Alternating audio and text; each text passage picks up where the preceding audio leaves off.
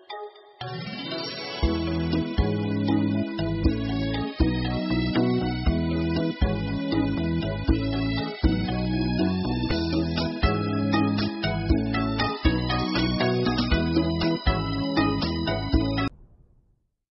are going to consider a particular place in the Bible. வேதத்தில் ஒரு குறிப்பிட்ட இடத்தை பற்றி நாம் பார்க்க போகிறோம். That place is called Akeldama. அந்த இடம் ஆக்கேல் தாமா என்று அழைக்கப்படுகிறது. Can anyone read that verse?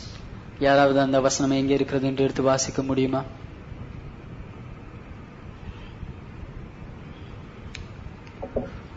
Some have never heard this word before.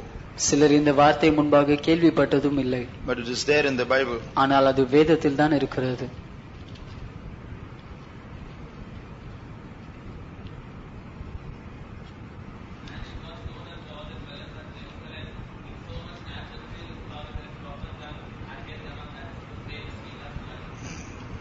Acts chapter 1 verse 19. அப்போஸ்தலர் முதலாம் அதிகாரம் 19ஆம் வசனம். இது எருசலேமில் உள்ள குடிகள் யாவருக்கும் தெரிந்திருக்கிறது. அதனாலே அந்த நிலம் அவர்களுடைய பாஷையிலே இரத்த நிலம் என்னும் அர்த்தம் கொள்ளும் அக்கெல்தமா எனப்பட்டிருக்கிறது. Praise the Lord. கர்த்தருக்கு ஸ்தோத்திரம். Now we are going to consider a few truths from this particular place. இந்த குறிப்பிட்ட இடத்திலிருந்து சில சத்தியங்களை நாம் பார்க்க போகிறோம். And in the process of it we shall solve a few doubts that exist in the Bible. அதை நாம் தொடர்ச்சியாக பார்க்கையில் வேதத்தில் இருக்கிறதான சில சந்தேகங்களையும் நாம் அதிலிருந்து தீர்த்துக் கொள்வோம். If you turn to Matthew chapter 27, மத்தேயு 27ஆம் அதிகாரம் and read verse 9. 9ஆம் வசனம். இஸ்ரவேல் புத்திரரால் மதிக்கப்பட்டவருக்கு கிரயமாகிய 30 வெள்ளிக்காசை அவர்கள் எடுத்து கர்த்தர் எனக்கு கற்பித்தபடி குயவனுடைய நிலத்திற்காக அதை கொடுத்தார்கள் என்று எரேமியா தீர்க்கதரிசியால் உரைக்கப்பட்டது அப்பொழுது நிறைவேறிற்று. Here we see a prophecy of Jeremiah being fulfilled. எரேமியாவின் ஒரு தீர்க்க தரிசனம் இங்கே நிறைவேறுவதை நாம் பார்க்கிறோம். But if you search in the whole book of Jeremiah, you will never find such a verse. ஆனால் எரேமியாவினுடைய முழு புத்தகத்தையும் நாம் பார்த்தாலும் தேடி பார்த்தாலும் இப்படிப்பட்ட ஒரு வசனத்தை நம்மால் பார்க்க முடியாது. They took 30 pieces of silver and valued it and gave them for the potter's field as the Lord appointed me. தேவனை என்னை கற்பித்தபடியாக அவர்கள் 30 வெள்ளிக்காசை எடுத்து அவர்கள் கிரியமாக ஒரு குயவனுடைய நிலத்தை வாங்குகிறார்கள். Nowhere in the book of Jeremiah you will find such a verse. இப்படிப்பட்ட ஒரு வசனத்தை எரேமியாவின் புத்தகம் முழுவதுமாக தேடினாலும் எங்கேயும் நாம் பார்க்க முடியாது. But if you turn to the book of Zechariah, ஆனால் சகரியாவின் புத்தகத்தை நாம் பார்க்கும் பொழுது turn to chapter 11 11ஆம் அதிகாரம் and read verse 12 and 13. 12ஆம் 13ஆம் வசனங்களை வாசியுங்கள். உங்கள் பார்வைக்கு நன்றாய் கண்டால் என் கூலியை தாருங்கள், இல்லாவிட்டால் இருக்கட்டும் என்று அவர்களோட சொன்னேன். அப்பொழுது எனக்கு கூலியாக 30 வெள்ளிக்காசை நிறுத்தார்கள். கர்த்தர் என்னை நோக்கி அதை குயவனிடத்தில் எறிந்துவிடு என்றார். இதுவே நான் அவர்களால் மதிக்கப்பட்ட மேன்மையான மதிப்பு. நான் அந்த 30 வெள்ளிக்காசை எடுத்து அவைகளை குயவனுக்கென்று கர்த்தருடைய ஆலயத்தில் எறிந்து விட்டேன். Here we see a verse that is similar to the verse in Matthew. மத்தேயுவில் இருக்கிறதான ஒரு வசனத்தோடு அதே போன்ற ஒரு வசனத்தை இங்கே நாம் சகரியாவில் பார்க்கிறோம். So when Matthew says that it was spoken by Jeremiah the prophet, was it a mistake? எரேமியா என்ற தீர்க்கதரிசியினால் சொல்லப்பட்டதான ஒரு வசனம் என்று தீர்க்கதரிசனம் என்று சொல்லப்பட்டது, அது தவறுதலான ஒரு காரியமா? So it is was it a mistake? Instead of saying Zechariah, he said Jeremiah. சகரியா என்று சொல்வதற்கு பதிலாக எரேமியா என்று சொல்லிவிட்டு இருக்கிறார்கள், அது ஒரு தவறா? This question will be answered. இந்த கேள்விக்கு நாம் பதில் பார்க்கலாம். Secondly, concerning the death of Judas Iscariot. இரண்டாவதாக யூதாஸ் காரியத்தினுடைய மரணத்தை பற்றி. In one place in the Bible it is said he went and hanged himself. வேதத்தில் ஒரு இடத்தில் இப்படியாக பார்க்கிறோம், அவன் சென்று தூக்கிலிட்டுக் கொண்டான், நாண்டு கொண்டு செத்தான் என்று பார்க்கிறோம். But if you see Acts 1:18, ஆனால் அப்போஸ்தலர் முதலாம் அதிகாரம் 18ஆம் வசனத்தில் பார்க்கும்போது we see it is written he died in some other way. அவன் வேறு ஒரு விதத்தில் மரித்தான் என்று எழுதப்பட்டிருக்கிறது. அநீதத்தின் கூலியினால் அவன் ஒரு நிலத்தை சம்பாதித்து தலைகீழாக விழுந்தான். அவன் வயிறு வெடித்து குடல்கள் எல்லாம் சரிந்து போயிற்று. So here we see it looks as though he died in some other way. அவன் வேற ஏதோ ஒரு விதத்தில் மரித்ததை போல் இங்கே காணப்படுகிறது. This looks like a contradiction. இது ஒரு முரண்பாடாக தெரிகிறது. This problem also will be solved. இந்த பிரச்சனையும் நாம் பார்க்கலாம். I hope I remember to tell it in between at least.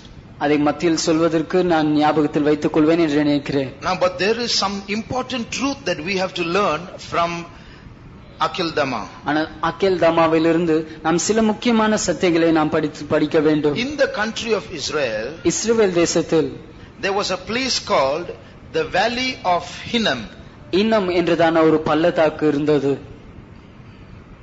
It is also called the Valley of the Son of Hinnom.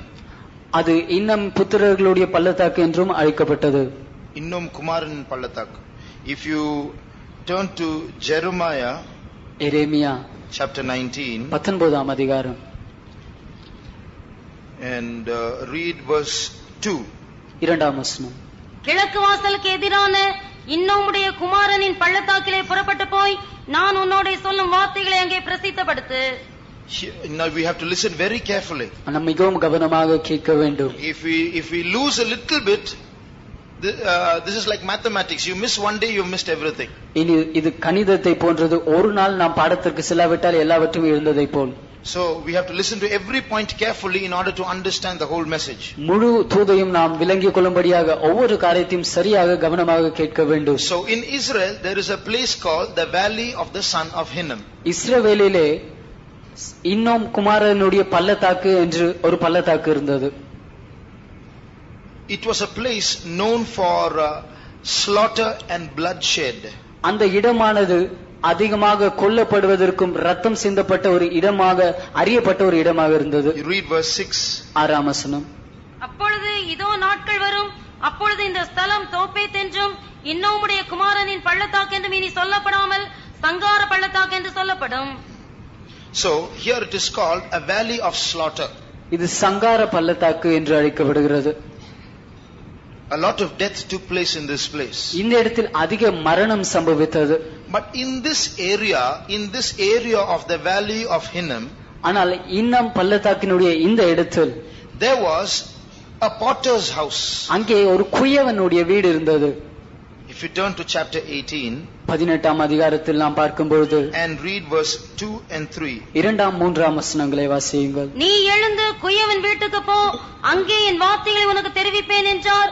அப்படியே நான் குயவன் வீட்டிற்கு போனேன், இதோ அவன் திருகையினாலே வனைந்து கொண்டிருந்தான். So here we see, in English it is clear, God does not say go to a potter's house. He says go to the potter's house, pinpointing one particular potter.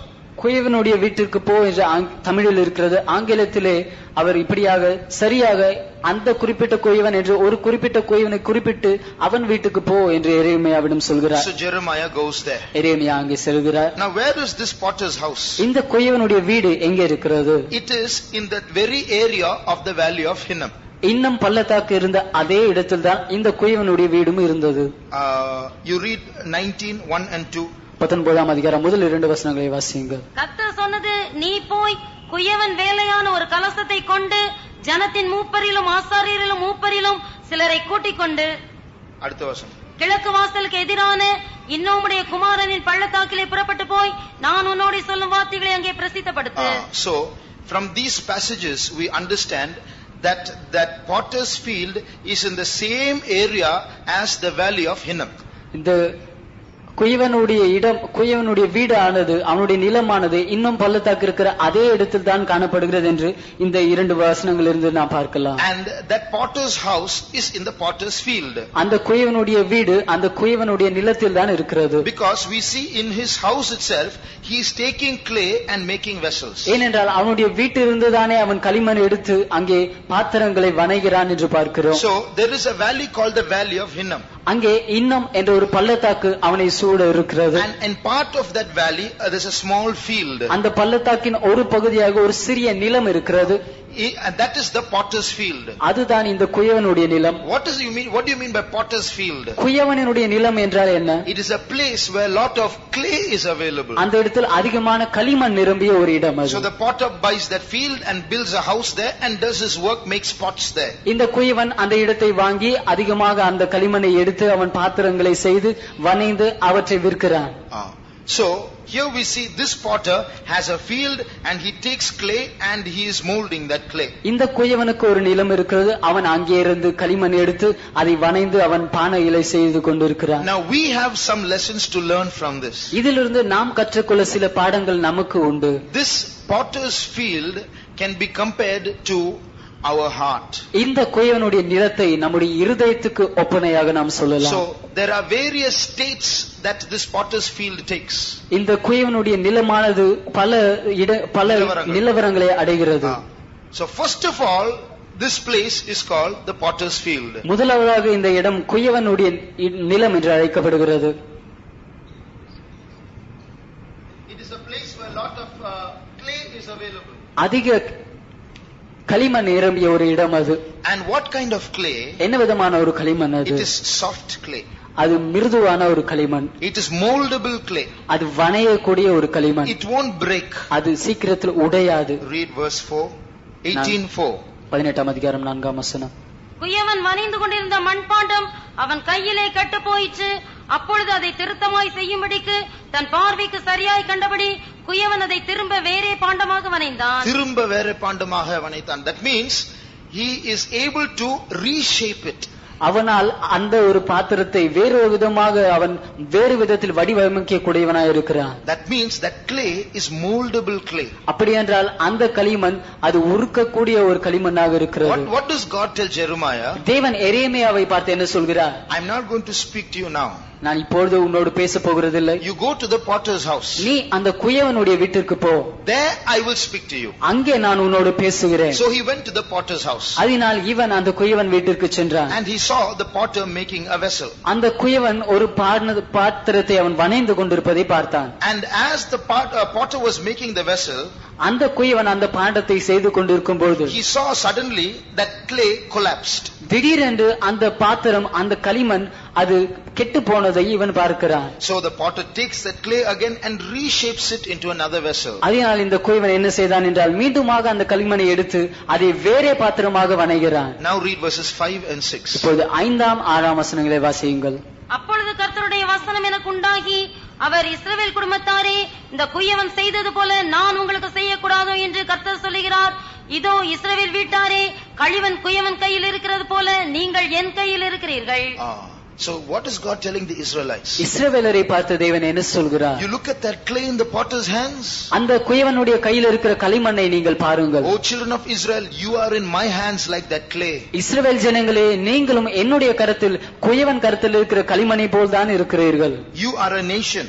நீங்கள் ஒரு ஜாதியாய் இருக்கிறீர்கள். Sometimes I will speak of plucking you and pulling you down. சில நேரத்தில் நான் உங்களை இழுத்து கீழே தள்ளுவதை பற்றி நான் பேசுவேன். I will speak to you about destroying you. சில நேரத்தில் உங்களை அழிப்பதை பற்றி உங்களிடம் பேசுவேன். But if at that time you turn from your evil, ஆனால் அந்த நேரத்தில் நீங்கள் உங்களுடைய பொல்லாப்பிலிருந்து தீமையிலிருந்து என்னிடம் திரும்புவீர்கள் என்றால், then I will repent of the evil that I thought to do to you. அப்பொழுது நான் உங்களுக்கு செய்ய நினைத்த தீமையை பற்றி மனஸ்தாபப்படுவேன். And I will take that clay and reshape you and construct you, build you up once again. அந்த களிமண்ணாகிய உங்களை மீண்டுமாக எடுத்து உங்களை வனைந்து மீண்டுமாக உங்களை கட்டி எழுப்புவேன். So remember, you are like clay in my hands, O Israel.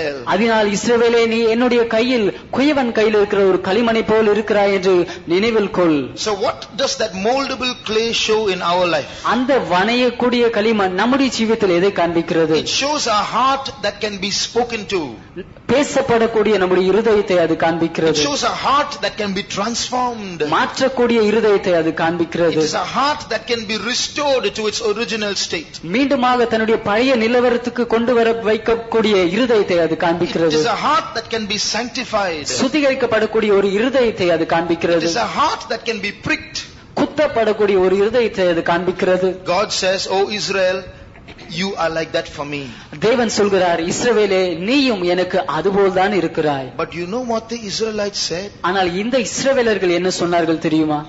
Read verse 12. 12ஆம் வசனத்தை வாசியுங்கள். ஆனாலும் அவர்கள், அது கூடாத காரியம், அது கூடாத காரியம்.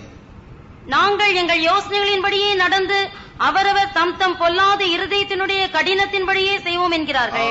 கடினத்தின்படி செய்வோம். So what are they saying? What are the Israelites saying? இந்த இஸ்ரவேலர்கள் என்ன சொல்கிறார்கள்? You preach, Jeremiah, you preach what you like. எரேமியாவே, உனக்கு என்ன வேண்டுமோ நீ அதை பிரசங்கித்துக்கோ. You go on preaching. நீ தொடர்ந்து பிரசங்கித்துக் கொண்டே இரு. Nothing can change my heart. ஒன்றும் என் இருதயத்தை மாற்ற முடியாது. All that you say is impossible. நீ சொல்வதெல்லாம் அசாத்தியமான காரியம். You keep talking, I will keep doing what I like. நீ பேசுவதை பேசிக்கொண்டே இரு, நான் செய்வதை செய்து கொண்டே இருக்கிறேன். Is that the state of our heart?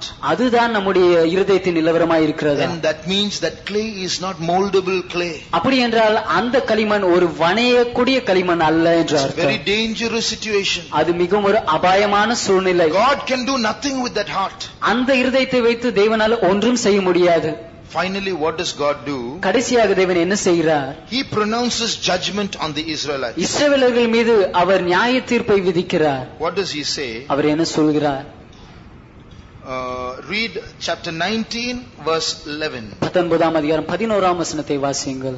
அவர்களை நோக்கி verse 10 and 11. 10-11ஆம் வசனம். உன்னோடே கூட வந்த மனுஷருடைய கண்களுக்கு முன்பாக அந்த கலசத்தை உடைத்து போட்டு அவர்களை நோக்கி திரும்ப செப்பனிடப்படக்கூடாத குயவனுடைய மண்பாண்டத்தை உடைத்து போட்ட வண்ணமாக நான் இந்த ஜனத்தையும் இந்த நகரத்தையும் உடைத்து போடுவேன். புதைக்கிறதற்கு இடமில்லாததினால் தோப்பேத்திலே சவங்களை புதைப்பார்கள் என்று சேனைகளின் கர்த்தர் சொல்கிறார். Here we read of a place called Tophet. Topheth என்ற ஒரு இடத்தை பற்றி இங்கே வாசிக்கிறோம். It's the same as the valley of Hinnom. இன்னும் பள்ளத்தாக்கை போன்ற அது போன்ற ஒரு இடம். You read that in verse 6, no need to read. 6ஆம் வசனத்திலே நாம் அதை பற்றி வாசிக்கிறோம். இப்பொழுது வாசிக்க வேண்டிய அவசியம் இல்லை. So what is happening in this place? இந்த இடத்தில் என்ன சம்பவிக்கிறது? God as a loving God ஒரு அன்புள்ள தேவனாக is going to the children of Israel. இஸ்ரவேல் ஜனங்களிடையில் அவர் போகிறார். Oh children of Israel, I am ready to mold you. இஸ்ரவேல் ஜனங்களே, நான் உங்களை வணைய ஆயத்தமாய் இருக்கிறேன் என்று சொல்கிறார். I want to change your heart. உங்களுடைய இருதயத்தை நான் மாற்ற விரும்புகிறேன் என்று சொல்கிறார். Only thing you must repent in your heart. நீங்கள் செய்ய வேண்டியதெல்லாம் உங்களுடைய இருதயத்தில் மனம் திரும்புங்கள் என்று சொல்கிறார். I want to rebuild you. உங்களை மீண்டுமாக கட்டி எழுப்ப நான் விரும்புகிறேன் என்கிறார். Although I have pronounced destruction against you, it is not in my mind to destroy you. உங்கள் மீது நியாயத்தை அழிவை கொண்டு வருவேன் என்று சொல்லி இருந்தாலும் உங்களை அழிக்க வேண்டும் என்பது என்னுடைய மனதிலும் இல்லை என்று சொல்கிறார். Jeremiah, you come here. எரேமியாவே, நீங்க வா என்று சொல்கிறார். You go to that potter's house. நீ அந்த குயவனுடைய வீட்டிற்கு போ. Can you see that clay? அந்த களிமண்ணை உன்னால் பார்க்க முடிகிறதா? Can you see how he is reshaping it? அவன் எப்படி அதை மீண்டுமாக வணைகிறான் என்று தெரிகிறதா? Now you go and tell the Israelites. நீ இப்போது போய் இஸ்ரவேலர்களை பார்த்து சொல். Tell them, God, I am the potter. நான் தேவன், நான் தான் அந்த குயவன் என்று அவர்களிடம் சொல். Tell them that they are that clay. அவர்கள் தான் அந்த களிமண் என்று அவர்களிடம் சொல். And tell them I want to shape them once again. அவர்களை நான் மீண்டுமாக வணைய விரும்புகிறேன் என்று அவர்களிடம் சொல். Jeremiah went and told them. எரேமியாவும் அவர்களிடம் போய் சொன்னார். Oh children of Israel, God wants to build you up once again. இஸ்ரவேல் ஜனங்களே, தேவன் உங்களை மீண்டுமாக கட்டி எழுப்ப விரும்புகிறார். But they said no, this is impossible. ஆனால் அவர்கள் சொன்னார்கள், இல்லை, அது நடக்க கூடாத ஒரு காரியம். No, we will walk in the hardness of our heart. நாங்கள் எங்களுடைய இருதய கடினத்தில் தொடர்ந்து நடப்போம். Please don't tell us what to do. தயவு செய்து என்ன செய்ய வேண்டும் என்று எங்களுக்கு நீர் சொல்ல வேண்டாம். We are old enough to know what to do. என்ன செய்ய வேண்டும் என்று தெரிவதற்கு நாங்கள் வளர்ந்து இருக்கிறோம். So sermons like this have become just another lecture. அதனால் இப்படிப்பட்டதான தூதுகள் மற்றொரு பாடசாலையில் கேட்க ஒரு பாடத்தை போல ஆகிவிட்டது. We listen, we go. கேட்கிறோம், போகிறோம். No examination to write, so no need to learn. எழுதுவதற்கு தேர்வு இல்லை, படிக்க வேண்டிய அவசியம் இல்லை. You speak what you like, I do what I like. நீங்கள் பேச விரும்புவதை பேசுங்கள், நான் செய்ய விரும்புகிறதை செய்கிறேன். So what does God say? அதனால் தேவன் அவர்களை பார்த்து என்ன சொல்கிறார்? Jeremiah, you told them what I asked you to tell. எரேமியாவே, நான் அவர்களிடம் சொல்ல சொன்னதை நீ சொன்னாய். They don't have the mind to listen. அவர்களுக்கோ கேட்கக்கூடிய மனதில்லை. So you take one vessel from that potter's house. அதனால் நீ என்ன செய்கிறாய் என்றால், அங்கே சென்று குயவனுடைய வீட்டிலிருந்து ஒரு பாத்திரத்தை வாங்கி கொண்டு வா. And go to that valley of Hinnom that is in that same area. அதே இடத்திலுக்குதான அந்த இன்னும் பள்ளத்தாக்கிற்கு நீ போ. Call all the people of Israel. இஸ்ரவேல் ஜனங்கள் அனைவரையும் வரவழி. Break that pot into pieces. அந்த பாத்திரத்தை நீ தூளாக உடைத்து போடு. And tell them, this is the way I am going to destroy you.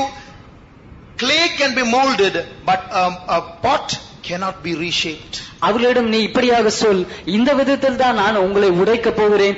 களிமண்ணை ஒருவேளை வேறு விதத்தில் உருவழிக்கலாம், வேறு உருவம் தருகலாம், ஆனால் ஒரு பாத்திரத்தை அது உடைத்து விட்டால் வேறு விதத்தில் அதை உருவாக்க முடியாது.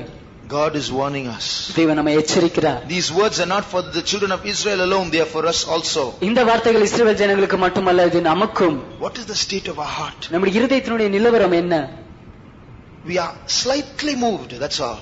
நாம் வேறொரு விதத்தில் கொஞ்சமாக மாறி இருக்கிறோம். Little repentance, கொஞ்சம் மனம் திரும்புதல், little fear. கொஞ்சம் பயம். Yes, I should not be like this. ஆம், நான் இது போல் இருக்க கூடாதுதான். 1 or 2 days we are back to the same state. ஒரு 2 நாட்கள் மீண்டுமாக அதே நிலவரத்துக்கு நாம் போய் விடுகிறோம். Are we not reaching a dangerous situation in our life? நம்முடைய ஜீவியத்தில் ஒரு அபாயமான சூழ்நிலையை நாம் சென்று அடைவதில்லையா? If we are like this, what will happen to us? நாம் இது போல் இருப்போம் என்றால் நமக்கு என்ன சம்பவிக்கும்? When God warns of judgment, தேவன் நியாய தீர்ப்பை பற்றி நம்மிடம் எச்சரிக்கும் பொழுது, when He wants to save us, அவர் நம்மை ரட்சிக்க விரும்பும் போது, we are slightly moved and then come back. கொஞ்சமாக நாம் அந்த பக்கமாக செல்கிறோம், மீண்டுமாக பழைய நிலவரத்துக்கு வந்து விடுகிறோம். We are back to our old selves once again. நம்முடைய நாம் என்ற அந்த பழைய நிலவரத்துக்கு வந்து விடுகிறோம். Sunday till Sunday evening we are little moved, little afraid. Monday we are back to our old state. ஞாயிறு மாலை வரை கொஞ்சம் பயந்து, கொஞ்சம் அந்த பக்கமாக சாய்ந்து, கொஞ்சம் நகருகிறோம். பின்பு அடுத்த நாள் அதே இடத்திற்கு வந்து விடுகிறோம். I think this clay in our heart is becoming hard. நம்முடைய இருதயத்தில் இருக்கிறதான இந்த களிமண் கடினமாகி கொண்டிருக்கிறது என்று நான் நினைக்கிறேன். That's a very dangerous situation. அது மிகவும் ஒரு அபாயமான சூழ்நிலை. If he starts reshaping that, he will only see a lot of broken pieces. It won't be moldable clay. அவர் அதை வடிவமைக்க ஆரம்பிப்பார் என்றால் மீண்டுமாக அது உடைக்கப்பட்ட துண்டுகளாக தான் இருக்கும். அவர் அதை மீண்டுமாக வடிவமைக்கக்கூடிய ஒரு களிமண்ணாக அவரால் பார்க்க முடியாமல் போய்விடும். What happened one day?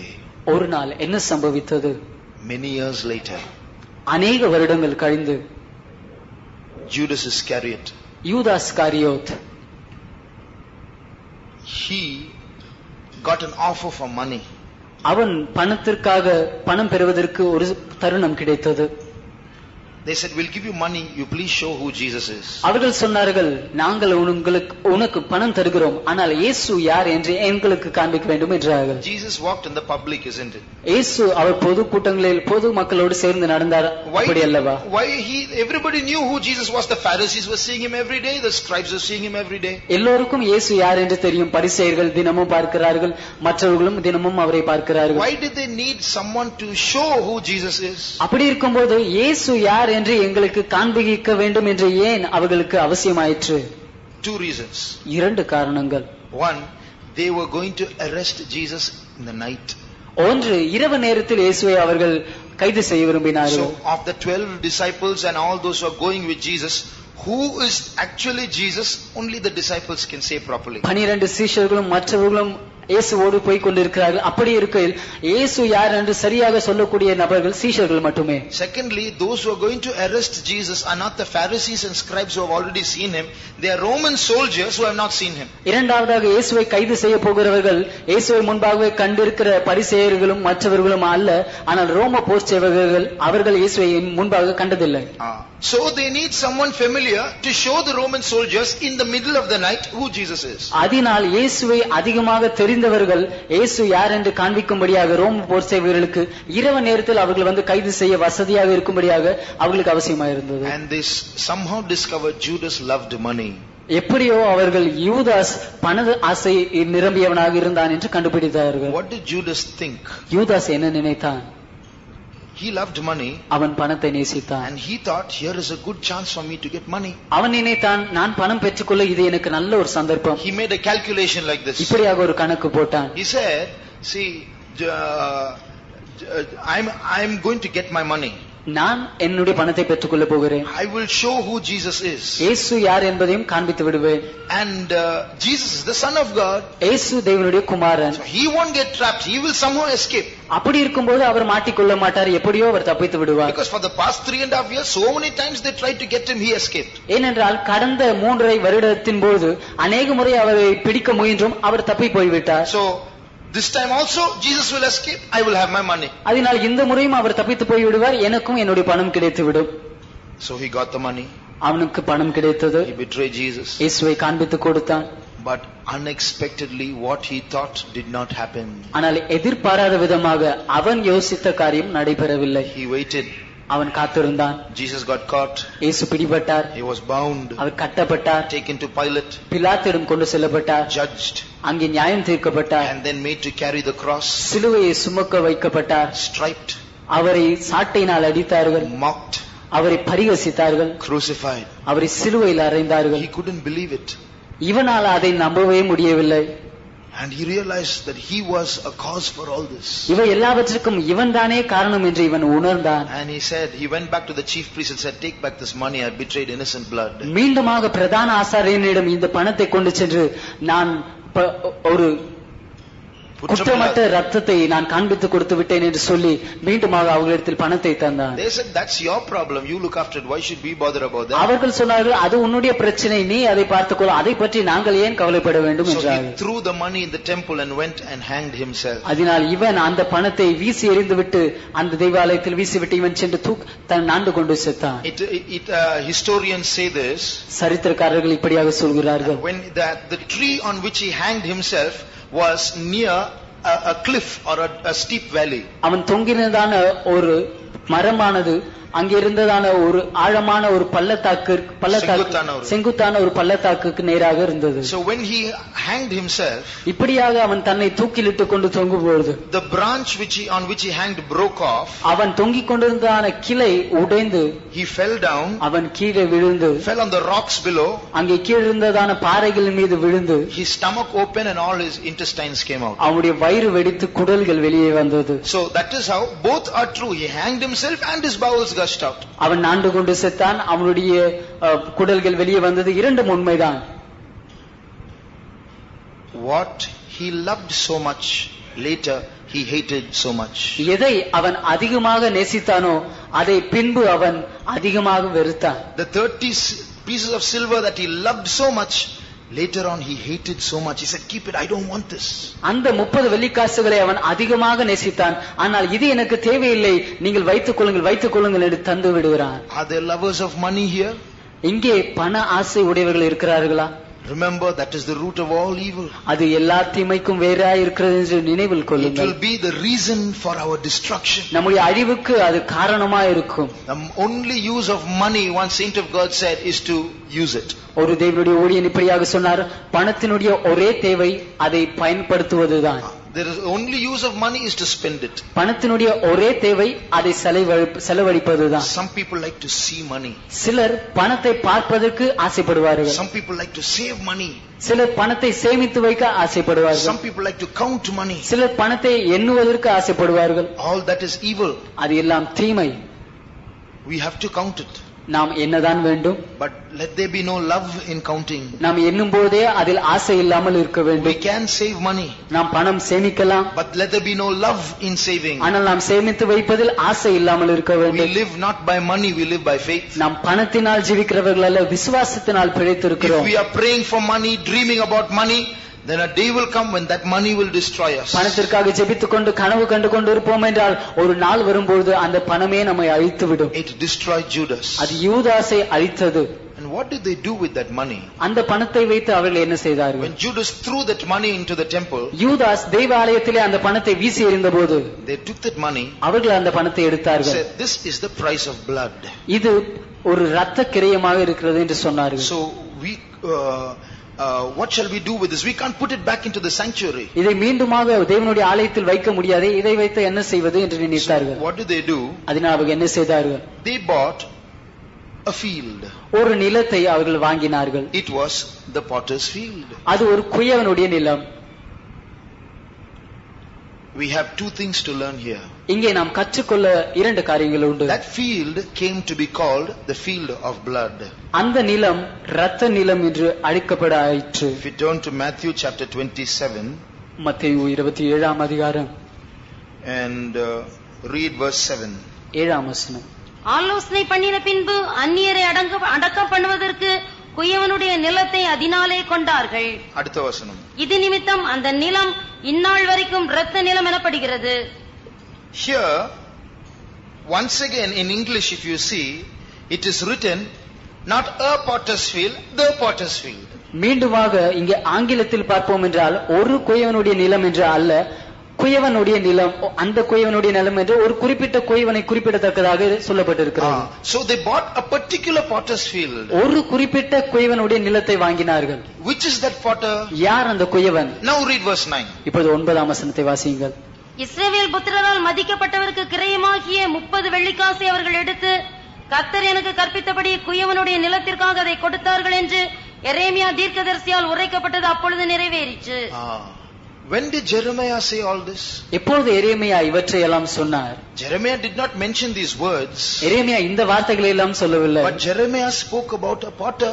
ஆனால் எரேமியா ஒரு குயவனை பற்றி பேசியிருக்கிறார். Did we not read in Jeremiah chapter 18 and 19 about a particular potter who had a field and a house? எரேமியா 18-19 அதிகாரங்களில் எரேமியா அங்கே ஒரு குயவனை பற்றியும் அங்கே அவனுக்கு ஒரு நிலம் இருந்தது, வீடு இருந்தது என்றும் பேசினான் என்பதை பற்றி நாம் வாசிக்கவில்லையா? So there was a particular potter's field that was bought.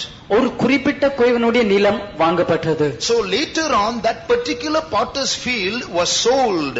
அதன் பின்பு சில காலங்கள் கழித்து அந்த குறிப்பிட்ட குயவனுடைய நிலம் விற்கப்பட்டது. His generation, his grandchildren must have sold it. அவனுடைய பேர பிள்ளைகள், அவனுடைய வம்சத்தை சேர்ந்தவர்கள் அதை விற்று இருக்க வேண்டும். Why should they sell a potter's field? அவர்கள் ஏன் ஒரு குயவனுடைய நிலத்தை விற்க வேண்டும்? That is their job, that is their life. அதுதான் அவர்களுடைய வாழ்க்கை பிழைப்பு. அதை ஏன் அவர்கள் விற்க வேண்டும்? Why did they sell that potter's field? அந்த குயவனுடைய நிலத்தை ஏன் அவர்கள் விற்றார்கள்? There's only one reason. அதற்கு ஒரு காரணம் தான் உண்டு. There was no more moldable clay in that field. அந்த நிலத்தில் அதன் பின்பு வணைவதற்கு கூடிய களிமண் அதில் இல்லாமல் போயிற்று. The clay was over. அங்கே களிமண் இல்லாமல் போயிற்று. So it was sold. அதனால் அதை அவர்கள் வித்து விட்டார்கள். It was bought with the price of blood. அதை இரத்த கிரயத்தினால் அந்த நிலத்தை வாங்கினார்கள். And it was called the field of blood. அது இரத்த கிரயத்தினுடைய நிலம் என்று அழைக்கப்பட்டது. What happens to a heart that is hard? கடினமாக இருக்கிற நம்முடைய இருதயத்துக்கு என்ன சம்பவிக்கிறது? It becomes a field of blood. அது ஒரு இரத்த நிலமாக மாறிவிடுகிறது. Let us consider our life. நம்முடைய ஜீவிதத்தை நாம் பார்ப்போம். What is blood in our life? நம்முடைய ஜீவிதத்தில் இரத்தம் என்றால் என்ன? Anything that is equal to hatred is bloodshed for a child of God. பகைக்கு சமமான எதுவா இருந்தாலும் ஒரு தேவனுடைய பிள்ளைக்கு அதுதான் இங்கே நாம் பார்க்கிற இரத்தம். If you turn to Jeremiah chapter 18 எரேமியா 18 அதிகாரம் and read verse 18. 18 வசனம். அதற்கு அவர்கள் எரேமியாவுக்கு விரோதமாக ஆலோசனை செய்வோம் வாருங்கள். ஆசாரியரிடத்தில் வேதமும் ஞானிகளிடத்திலே ஆலோசனையும் தீர்க்கதரிசிகளிடத்திலே வசனமும் ஒழிந்து போவதில்லை. இவன் வார்த்தைகளை நாம் கவனியாமல் இவனை நாவினால் வெட்டி போடுவோம் வாருங்கள். நாவினால் வெட்டி போடுவோம் வாருங்கள். Let us smite him with the tongue. இவனை நாம் நாவினால் வெட்டி போடுவோம் வாருங்கள் என்றார்கள். That is bloodshed. அதுதான் ரத்தம் சிந்துதல். Not with the spear, not with the sword. ஈட்டியினாலோ பட்டயத்தினாலோ அல்ல, but with the tongue. நாவினால்.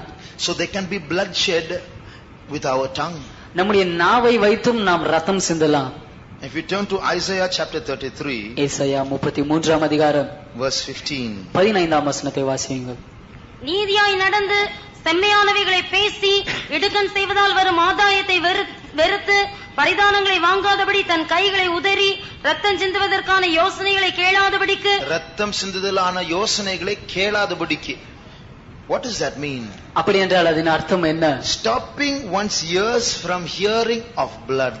ரத்தம் சிந்துதலை பற்றிய வார்த்தைகளை கேட்காதபடி காதுகளை அடைத்துக் கொள்ள வேண்டும். It means keeping our ears from listening to violent conversation. கொடூரமான சம்பாஷணைகளை கேட்காதபடி நம்முடைய காதுகளை நாம் அடைத்துக் கொள்ள வேண்டும், பாதுகாத்துக் கொள்ள வேண்டும். Our tongue, our ears should not be involved in violence. நம்முடைய நாவும் நம்முடைய காதும் கொடூரத்தில் ஈடுபடக்கூடாது. What does the Bible say? வேதம் என்ன சொல்கிறது? He that hateth his brother is a murderer. தன்னுடைய சகோதரனை பகைக்கிறவன் மனுஷ கொலை பாதகன். He that hateth his brother has already shed blood. தன்னுடைய சகோதரனை பகைக்கிறவன் முன்பாகவே ரத்தம் சிந்தி ஆயிற்று. So what happens to this potter's field? இந்த குயவனுடைய நிலத்திற்கு என்னவாயிற்று? The field exists. அந்த நிலம் இருக்கிறது. But something is missing. ஆனால் ஏதோ அங்கே இல்லாமல் இருக்கிறது. Moldable clay is missing. வணையக்கூடிய களிமண் இல்லாமல் இருக்கிறது. Because that moldable clay is missing, அந்த வணையக்கூடிய களிமண் இல்லாமல் இருக்கிறதுனால் slowly becomes a field of blood. மெதுவாக கொஞ்சம் கொஞ்சமாக அந்த இடம் ஒரு ரத்தம் சிந்தக்கூடிய இடமாக ஆயிற்று. The next stage of the potter's field is that it becomes akeldama or a field of blood. குயவனுடைய அந்த நிலத்தினுடைய அடுத்த கட்டம் அது ஆக்கேல்தாமா இல்லாவிட்டால் ரத்தம் சிந்துதலின் இடமாக மாறிற்று. That is the next stage of the heart. அதுதான் நம்முடைய இருதயத்தினுடைய அடுத்த கட்டம்.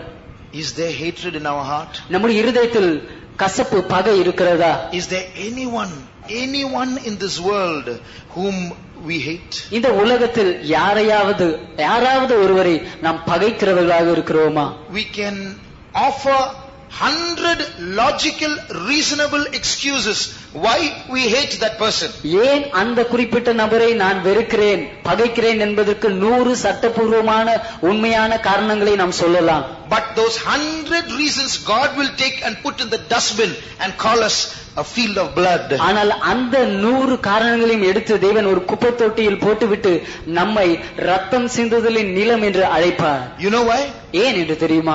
Why should God take 100 genuine reasons and put them in the dustbin? இப்படி உண்மையான இந்த 100 காரணங்களை எடுத்து ஏன் தேவன் குப்பையில் போட வேண்டும்? When that particular person is working against me, it is natural to hate that person, isn't it? அந்த குறிப்பிட்ட நபர் எனக்கு விரோதமாக கிரியை செய்து கொண்டிருந்தார். அப்படி இருக்கும்போது இயற்கையான முறையில் பார்த்தால் என்றாலும் அவரை பகைப்பது காரணம், நல்ல காரணம் தானே, நியாயமான காரணம் தானே. How can I go and love a person who deliberately speaks lies against me? வேண்டுமென்றே எனக்கு விரோதமாக பொய் சொல்கிறதான ஒரு நபரை எப்படி நான் நேசிக்க முடியும்? How can God take those genuine reasons and put them in the dustbin? அப்படிப்பட்ட உண்மையான காரணங்களை எடுத்து தேவன் எப்படி குப்பை தொட்டியில் போடுகிறார்? Because God has 1,000 reasons why He can hate us, and He took those 1,000 reasons and put them in the dustbin. ஏனென்றால் நம்மை ஏன் தேவன் வெறுக்க வேண்டும் என்பதற்கு அவருக்கு 1000 காரணங்கள் உண்டு. ஆனால் அந்த 1000 காரணங்களை எடுத்து அவர் குப்பை தொட்டியில் போட்டுவிட்டு நம்மை நேசிக்கிறபடியா. When He has ignored all the reasons for which He can hate us, நம்மை அவர் வெறுக்கக்கூடிய 1000 காரணங்களை எடுத்து அந்த காரணங்களை எல்லாம் அவர் தள்ளிவிட்டு அவர் நம்மை நேசிக்கும் பொழுது, and He sees us showing genuine reasons why we should not love our brother, ஆனால் நம்முடைய சகோதரனை நாம் நேசிக்காமல் இருப்பதற்கு உண்மையான காரணம் என்று நாம் அதை காண்பிக்கிறதை அவர் பார்க்கும்போது, He can't bear that. அதை அவரால் சகித்துக் கொள்ள முடியவில்லை. That is called bloodshed. அது ரத்தம் சிந்துதல் என்று அழைக்கப்படுகிறது. Very dangerous situation. அது மிகவும் அபாயமான ஒரு சூழ்நிலை. If we keep hatred in our heart, நம்முடைய இதயத்தில் ஒருவேளை நாம் கசப்பை, பகையை வைத்திருப்போம் என்றால், may not be a violent hatred, ஒருவேளை அது கொடூரமான ஒரு பகையாக இல்லாமல் இருக்கலாம். But if there is one brother or one sister amongst us whom we are not able to talk properly to, ஆனால் நம்மத்தில் ஒரு சகோதரன் இல்லாவிட்டால் ஒரு சகோதரியிடம் சரியான முறையில் உங்களால் பேச முடியாமல் இருக்கிறது என்றால், that is a dangerous situation. My heart is called Akildama. அது ஒரு அபாயமான சூழ்நிலை. அந்த இருதயம் ஆக்கேல் தாமா என்று அழைக்கப்படும். I have already told you what Pas.Teju Thomas said. Pas.Teju Thomas என்ன சொன்னார் என்று முன்பாகவே நான் உங்களுக்கு சொல்லி இருக்கிறேன். How much we love our worst enemy, so much we love Jesus. நம்முடைய சத்துருக்களில் மிகவும் மோசமான சத்துருவை எவ்வளவு நேசிக்கிறோமோ அவ்வளவுதான் இயேசுவை நாமும் நேசிக்கிறோம். Some are our friends. சிலர் நம்முடைய நண்பர்கள். Some are very close friends, we love them. சிலர் மிகவும் நெருங்கிய நண்பர்கள், அவர்களை அதிகமாக நேசிக்கிறோம். Some are ordinary friends. சிலர் சாதாரணமான நண்பர்கள். Some are just acquaintances. சிலர் நம்மோடு பழகுகிறவர்கள். Some are not so near. சிலர் அவ்வளவு அருகில் இருக்கிறவர்கள் அல்ல. Some are enemies. சிலர் சத்துருக்கள். Some are really voting against us. சிலர் உண்மையாகவே நமக்கு விரோதமாக கிரியை செய்கிறார்கள். But that worst enemy, ஆனால் அந்த மோசமான சத்துரு, how much I love that worst enemy, so much I love Jesus. அந்த மோசமான சத்துருவை நான் எவ்வளவு நேசிக்கிறேனோ அவ்வளவுதான் இயேசுவை நேசிக்கிறேன். That is the standard by which we will be measured. அந்த ஸ்தானத்தின்படி தான் நாம் அளக்கப்படுவோம். If I love 999 people with all of my heart, என்னுடைய முழு இதயத்தோடு 999 ஜனங்களை நான் நேசித்து, and I have hatred for one particular person because of something he did against me, ஒரு குறிப்பிட்ட நபர் எனக்கு விரோதமாக செய்த காரணத்தினால் அவருக்கு விரோதமாக என்னில் பகை இருக்கும் என்றால், although I have love for 999 people in my heart is called a field of blood. 999 பேருக்கு என்னுடைய இருதயத்தில் அன்பு இருந்தாலும் என்னுடைய இருதயம் ரத்தம் சிந்துதலின் இடம் என்று அழைக்கப்படுகிறது. Let's examine our hearts. நம்ம இருதயங்களை நாம் ஆராய்ந்து We are பார்க்கிறோம். not here to play games. நாம் இங்கே விளையாடி விட்டு செல்லும்படியாக வரவில்லை. We are called Christians. கிறிஸ்தவர்கள் என்று நாம் அழைக்கப்படுகிறோம். What is the difference between my heart and the heart of a sinner? என் இருதயத்துக்கும் ஒரு பாவி இருதயத்துக்கும் என்ன வித்தியாசம் உண்டு? He loves his friends and hates his enemies. I love my friends and hate my enemies. What's the difference? அவன் அவனுடைய நண்பர்களை நேசிக்கிறான், சத்துருவை வெறுக்கிறான். நானும் என்னுடைய நண்பர்களை நேசிக்கிறேன், சத்துருவை வெறுக்கிறேன். என்ன வித்தியாசம்? Am I a Christian? நான் ஒரு கிறிஸ்தவனா? Beloved, We have gone far away from this Christian standard. அருமையானவர்களே, கிறிஸ்துவ ஸ்தானம் என்ற அந்த ஸ்தானத்தை விட்டு நாம் அதிக தூரம் போய்விட்டோம். We may not even go to heaven because of these things. இந்த காரணங்களினால் நாம் ஒருவேளை பரலோகம் கூட போகாமல் இருக்கலாம். We have forgotten all these things. இவை எல்லாவற்றையும் நாம் மறந்து விட்டோம். We are offering so many excuses to justify the state of our heart. நம்முடைய இருதயத்தின் நிலவரத்தை அதை நாம் சரியாக அதை நியாயப்படுத்த முடியாத அநேக காரணங்களை சொல்கிறோம். No excuses. God will have none of those excuses. இப்படிப்பட்ட காரணங்களை தேவன் ஒன்றையும் ஏற்றுக்கொள்ள மாட்டார். Only one thing he says. அவர் ஒரு காரியம் தான் சொல்கிறார். Whoever it is, love thy neighbor as thyself. அது யாராக இருந்தாலும் அவர் இதை தான் சொல்கிறார், உன்னை போல் பிறனை நேசி. In the parable of this good Samaritan, நல்ல சமாரியனுடைய அந்த உவமையில், who are the Samaritans? சமாரியர்கள் யார்? They are half Jews, half Assyrians. அவர்கள் அசிரியர்களும் யூதர்களுமாக கலந்தவர்களாய் இருக்கிறார்கள். They are not they have not come there legitimately. அவர்கள் வம்ச வாரியாக தொடர்ச்சியாக வந்தவர்கள் அல்ல. They are born out of sin. அவர்கள் பாவத்தினால் பிறந்தவர்கள். So Samaritans are a mixed group. They are not Jews, they are not Assyrians, they are mixed. சமாரியர்கள் ஒரு கலப்பு ஜாதியாக இருக்கிறார்கள். அவர்கள் யூதர்களும் அல்ல, அவர்கள் சமாரியர்களும் அல்ல. When the Assyrians invaded Israel, the Samaritans were the generation that was born. அசீரியர்கள் இஸ்ரவேலை அவர்கள் பிடித்தபோது அங்கே பிறப்பித்த சந்ததி இந்த சமாரியர்கள். So the true Jews will not mix with the Samaritans. உண்மையான யூதர்கள் இந்த சமாரியர்களோடு சேர மாட்டார்கள். They hate them. அவர்களை வெறுத்தார்கள். You're a mixed breed. நீங்கள் கலப்பாக முறையில் பிறந்தவர்கள். So we won't have anything. I'm a pure Jew. நான் ஒரு தூய்மையான சுத்தமான யூதன், உங்களோடு எனக்கு சம்பந்தம் இல்லை என்று சொல்வார்கள். But who was that man who fell among thieves? ஆனால் திருடர்களின் மத்தியில் விழுந்த இயேசுவின் உவமையில் இருந்த அந்த சமாரியன் யார்? Who was that man? அந்த மனுஷன் யார்? He came from Jerusalem. அவன் எருசலேமில் இருந்து வந்தான். Pure Jew. சுத்தமான ஒரு தூய்மையான யூதன். And he fell among thieves. அவன் திருடர்களின் மத்தியில் விழுந்தான். Who went to help him? யார் அவனுக்கு உதவி செய்யும்படியாக சென்றது? A Samaritan. ஒரு சமாரியன். So see, God is poking at their caste difference. அவர்களுடைய ஜாதி வேற்றுமை பார்க்கிறதை தேவன் அங்கே குத்தி காண்பிக்கிறார். God is poking at their hatred for brethren. சகோதரர்களை பகைக்கிறார்கள் என்ற அதை அங்கே தேவன் குத்தி பேசுகிறார். He says, here is a Samaritan who loves the Jew. யூதனை நேசிக்கிற ஒரு சமாரியன் இங்கே இருக்கிறான் பாருங்கள் என்று சொல்கிறார். Why did God begin that parable? ஏன் தேவன் அந்த உவமையை துவங்குகிறார்? Someone asked him, who is my neighbor? யார் என்னுடைய அயலான் என்று ஒருவர் இயேசுவிடம் இப்படியாக ஒரு கேள்வி எழுப்பினார்கள். What was Jesus saying? அதனால் இயேசு அவர்களிடம் என்ன பதிலளித்தார்? Those people whom you hate, they are your neighbors. நீங்கள் பகைக்கிறீர்களே அவர்கள்தான் உங்களுடைய அயலவர்கள் என்று சொல்கிறார். At the end of the parable, what did Jesus say? அந்த உவமையினுடைய முடிவில் இயேசு என்ன சொல்கிறார்? Go thou and do likewise. நீயும் போய் அப்படியே செய் என்று சொல்கிறார். So if we don't have this testimony, இப்படிப்பட்ட சாட்சி நமக்கு இல்லாமல் இருக்கும் என்றால், if we have distances between other people, மற்றவர்களிடம் நாம் ஒரு தூரம் காத்துக் கொண்டிருப்போம் என்று அவர்களிடம் ஒரு if we are not close to everyone like brothers, சகோதரர்களை போல் அவர்களிடம் ஒற்றுமையா இல்லாமல் இடைவெளி காத்துக் கொண்டிருப்போம் என்றால், it means we are not Christians. அப்படி என்றால் நாம் கிறிஸ்தவர்கள் அல்ல என்று அர்த்தம். We may be members of the Pentecostal mission, ஒருவேளை பெந்தெகோஸ்தே சபையினுடைய அங்கத்தினர்களாக நாம் இருக்கலாம். but will my name be written in heaven? That's doubtful. ஆனால் என்னுடைய பெயர் பரலோகத்தில் எழுதப்படுமா? அது சந்தேகத்துக்குரிய You காரியம். know, in heaven we are going to have a lot of surprises. பரலோகத்தில் நமக்கு அதிக அதிர்ச்சியூட்டக்கூடிய காரியங்கள் இருக்க போகிறது தெரியுமா? One lady, she went to hell. ஒரு ஸ்திரீ அவர்கள் நரகத்திற்கு கொண்டு செல்லப்பட்டார்கள். Her name was Mary Baxter. அவளுடைய பேர் மேரி Boxster. Every day for 30 days her spirit left her and she went in a trance. ஒவ்வொரு நாளும் 30 நாட்களுக்கு அவளுடைய ஆவி அவர்களை விட்டு பிரிந்து அவர்கள் பரலோகத்திற்கு எடுத்து செல்லப்பட்டார்கள். And Jesus would take her and show her different parts of hell. இயேசு அவர்களை கொண்டு சென்று நரகத்தினுடைய பல பாகங்களை காண்பித்தார். And she would come back. அவர்கள் மீண்டுமாக திரும்ப வருவார்கள். She will do her duty the next day. அடுத்த நாளுடைய கடமைகளை செய்வார்கள். Next night when she goes to sleep, again God will take her and show another part of hell. அடுத்த இரவு அவர்கள் தூங்க செல்லும் பொழுது மீண்டுமாக தேவன் அவர்களுடைய ஆவியை கொண்டு சென்று நரகத்தின் மற்ற பாகத்தை காண்பிப்பார். I listened to her testimony on tape. அவருடைய சாட்சியை நான் கேசட்டில் கேட்டுக்கொண்டிருந்தேன். She was almost crying. அவர்கள் அழுது கொண்டு சொல்லிக் She said, கொண்டிருந்தார்கள், I saw servants of God there. அங்கே தேவ ஊழியர்களை பார்த்தேன் I என்றார்கள். saw so many Christians there. அநேக கிறிஸ்தவர்களை அங்கே பார்த்தேன் And she என்றார்கள். says, please, if you're listening to me, please, hell is real.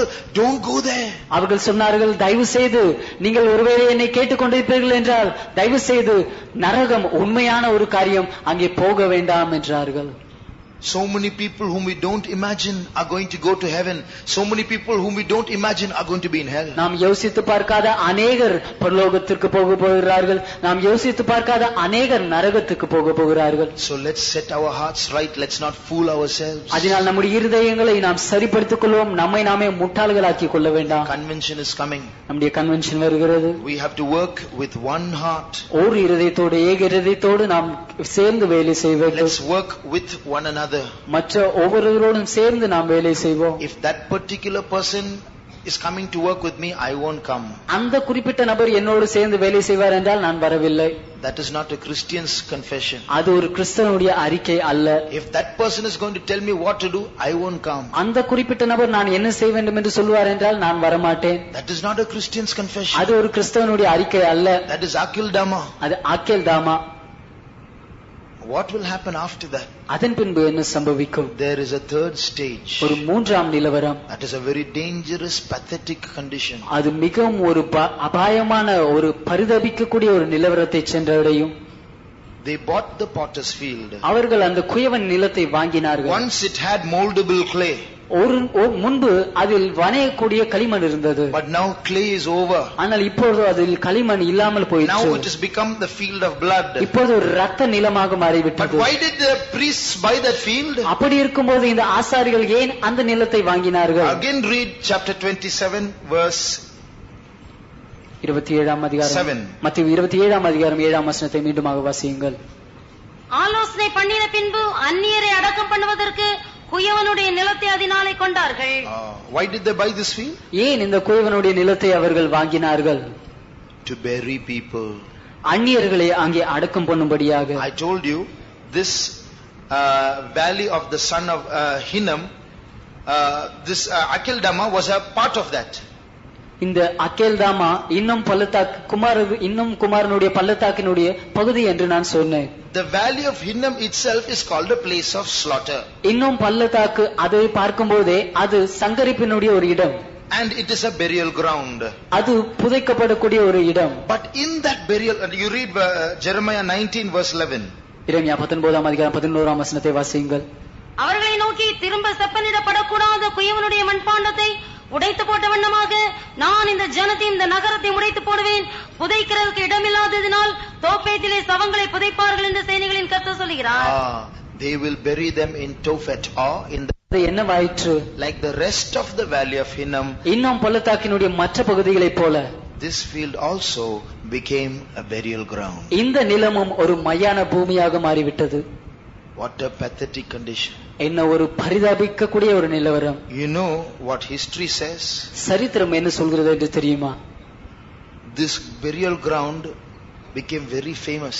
இந்த மயான பூமி மிகவும் பிரபலமாயிற்று. You know what it was famous for? அது எதற்கு பிரபலமானது என்று தெரியுமா? It became famous because it had the power to consume dead bodies very fast.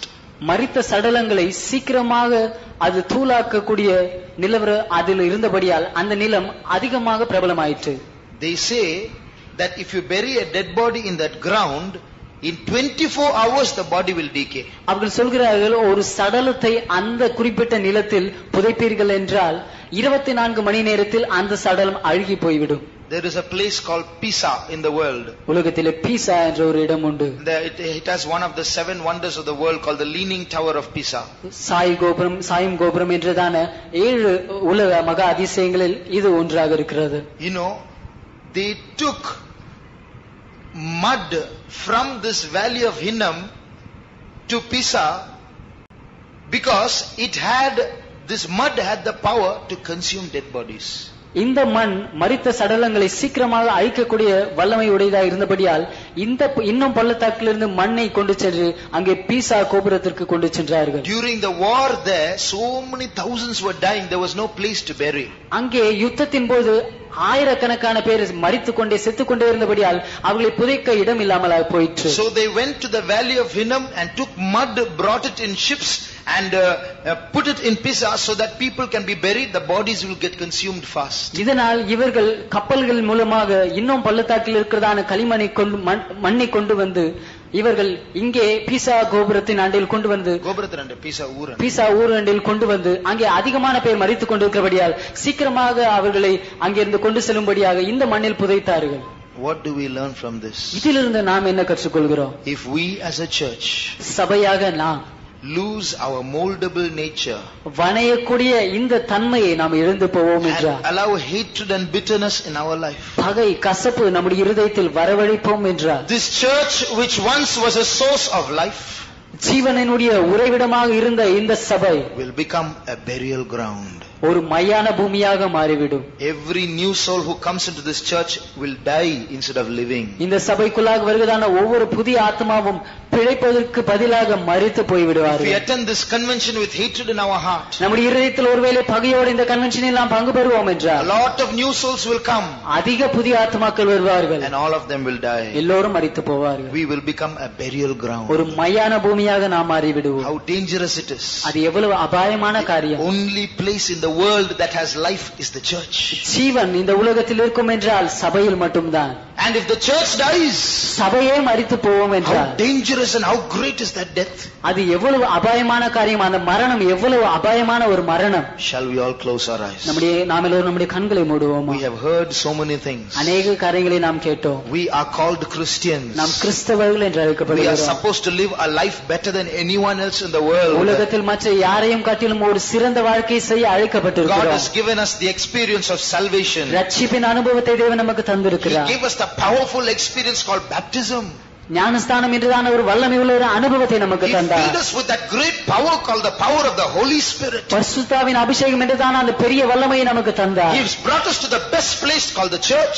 சபை என்ற சிறந்த இடத்திற்கு நம்மை அவர் கொண்டு வந்திருக்கிறார். He has given us so many beautiful truths called doctrines. உபதேசங்கள் என்ற மிகவும் அழகான சத்தியங்களை நமக்கு தந்திருக்கிறார். After giving us all this, இவை எல்லாவற்றையும் அவருக்கு நமக்கு தந்த பின்பு, if my heart is just the same as the heart of any worldly person, இந்த உலக நபரை போல என்னுடைய இருதயம் அதே போன்ற ஒரு இருதயமாக இருக்கும் என்றார், if my heart is akildama, என்னுடைய இருதயம் ஒருவேளை அக்கேல் தாமாவாக இருக்கும் என்றார், what is the use of my being called a Christian? கிறிஸ்தவன் என்று நான் அழைக்கப்படுவதனால் என்ன பிரயோஜனம்? What is the use of my being called a Pentecostal? பெந்தெகோஸ்தக்காரன் என்று நான் அழைக்கப்படுவதனால் என்ன பிரயோஜனம்? No, child of God.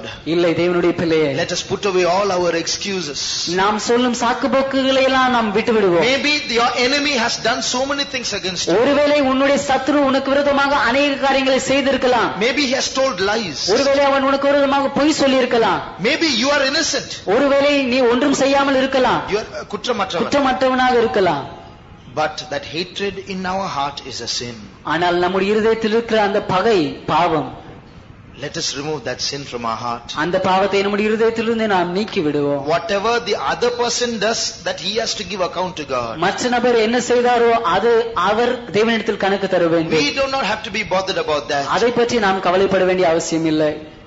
Do I have hatred in my heart? என்னுடைய இருதயத்தில் பகை இருக்கிறதா? Do I want to go to heaven? பரலோகத்திற்கு செல்ல நான் விரும்புகிறேனா? Do I want to be a Christian? ஒரு கிறிஸ்தவனாக இருக்க நான் விரும்புகிறேனா? Do I want my heart to be a heart of flesh? என்னுடைய இருதயம் ஒரு சதையான இருதயமாக இருக்க நான் விரும்புகிறேனா? Do I want my heart to have moldable clay? என்னுடைய இருதயத்தில் வணையக்கூடிய களிமண் இருக்க வேண்டும் என்று நான் விரும்புகிறேனா? Do I want to have fellowship with the Jesus who wants to change my life? என்னுடைய ஜீவிதத்தை மாற்ற விரும்புகிற அந்த இயேசுவோடு கூட ஐக்கியம் இருக்க வேண்டும் என்று நான் விரும்புகிறேனா? Then he asks me one thing. அப்படி இருக்கும் என்றால் அவர் என்னிடம் ஒரு காரியம் கேட்கிறார். Put away hatred from your heart. உன் இருதயத்தில் இருக்க பகையை நீ தள்ளிவிடு.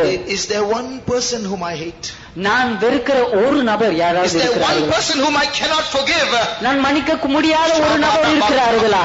Let us ask pardon from the Lord. தேவனிடத்திலிருந்து நாம் மன்னிப்பு கேட்போமா? Shall we all close our eyes? நாம் எல்லோரும் நம்முடைய கண்களை O மூடுவோமா? Church of God. தேவனுடைய சபையே, O Church of God at Guduvanjeri. குருவாஞ்சேரியில் இருக்கிறதான தேவனுடைய சபையே, What is the state of our heart? நம்முடைய இருதயத்தின் நிலவரம் என்னவாக Is there a இருக்கிறது? little bit of blood in my heart? என்னுடைய இருதயத்தில் கொஞ்சம் ரத்தம் இருக்கிறதா? Let me remove that blood. அந்த ரத்தத்தை நான் நீக்கட்டும்.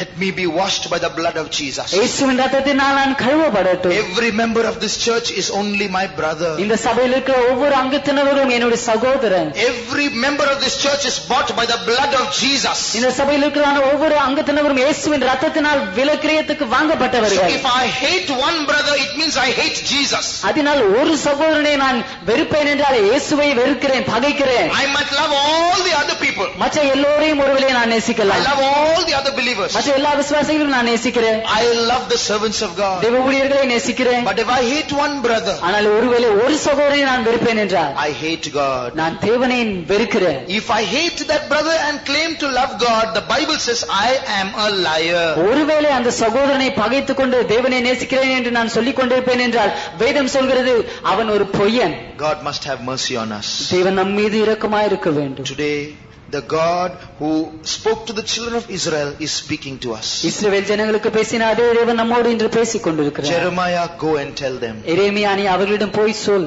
Tell them I am the potter. நான் குயவன் என்று அவர்களிடம் சொல். Tell them they are the clay. அவர்கள்தான் களிமண் என்று அவர்களிடம் சொல். Jesus is in our midst. இயேசு நம் மத்தியில் இருக்கிறார். Our heart is in his hands. நம்முடைய இருதயம் அவர் கரத்தில் இருக்கிறது.